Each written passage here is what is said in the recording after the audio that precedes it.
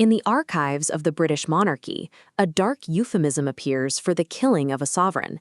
They were sent to their anointer. It described the act of forcibly returning God's proxy to the divine creator for final judgment. This gold ampulla and silver gilt spoon held the holy oil used during the rite of consecration. This ceremony was believed to fundamentally alter the monarch's spiritual character, investing them with a sacred authority that made them both legally and divinely untouchable. To manage the reality of a ruler who could get sick or fail in battle, medieval law developed the king's two bodies. The first was the body natural, the physical human being subject to physical frailty. Encompassing that mortal frame was the body politic. This was a perfect, eternal spiritual entity representing the unbroken existence of the state itself. The human might die, but this body was immortal.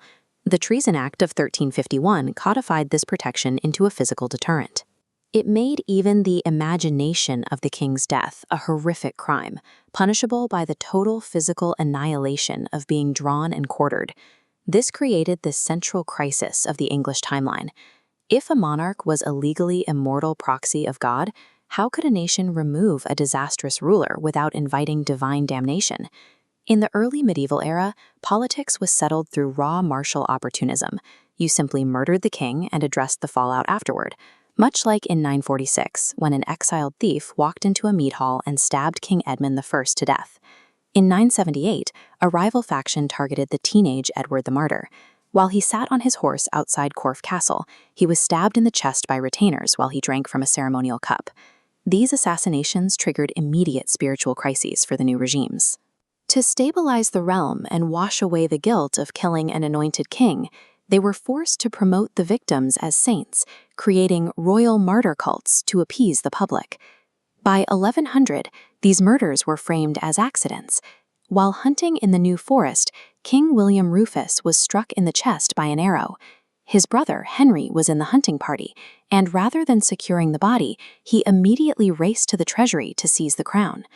Brute force worked in the Dark Ages, but as Parliament grew and law became more rigid, raw murder became a political liability. The state needed a cleaner way to kill. Rebels eventually discovered a legal loophole. Since it was a sin to kill a reigning king, they realized they had to formally depose him first, stripping away the immortal body politic and leaving only the mortal man behind. King Edward II was the first to face this formalized wrath. In 1327, his own wife and barons forced him to abdicate inside Berkeley Castle, citing his total incompetence to govern. Once he was no longer king, Edward was quietly murdered in his cell. A gruesome legend claims his killers used a red-hot iron to end his life, without leaving any external marks of violence on the body. This set the precedent for the Wars of the Roses.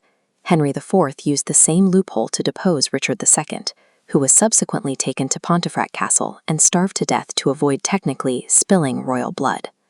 While starvation was the official story, many historical accounts point to a more violent end. Even after the crown was removed, a former king in a dungeon remained a dangerous magnet for rebellion. The process was perfected as the dynastic wars continued. In 1471, Henry VI was deposed and later died of blunt force trauma while praying in the Tower of London. In 1483, the child King Edward V and his younger brother were taken into the Tower under the protection of their uncle, Richard III. They simply vanished, their presumed murders clearing the way for Richard's own coronation. By this point, the precedent was absolute. A deposed king could not be allowed to live. Regime change now required the shadows of a prison cell. Eventually, the state grew powerful enough that it no longer needed to hide its violence in dungeons. It sought to justify the destruction of a monarch in the open. The Tudors escalated this by utilizing formal trials for high treason. This allowed for the public beheadings of royal claimants like Lady Jane Grey and Mary, Queen of Scots, under the full authority of the law. In 1649, the evolution reached its final stage. The English Parliament decided to formally try a reigning anointed king, Charles I, for treason against his own people. A heavily guarded public scaffold was erected outside Whitehall Palace. There, in full view of a massive crowd, the king was led out to the block to meet the headsman. The law had been entirely weaponized. The state had found a mechanism to legally sever the head of the body politic in broad daylight. Over 1,000 years, the removal of a king moved from opportunistic stabbings in mead halls to stargation in stone towers to meticulously documented public executions.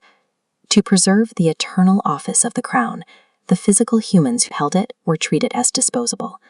The survival of the state was bought with the blood of the individuals who supposedly represented it.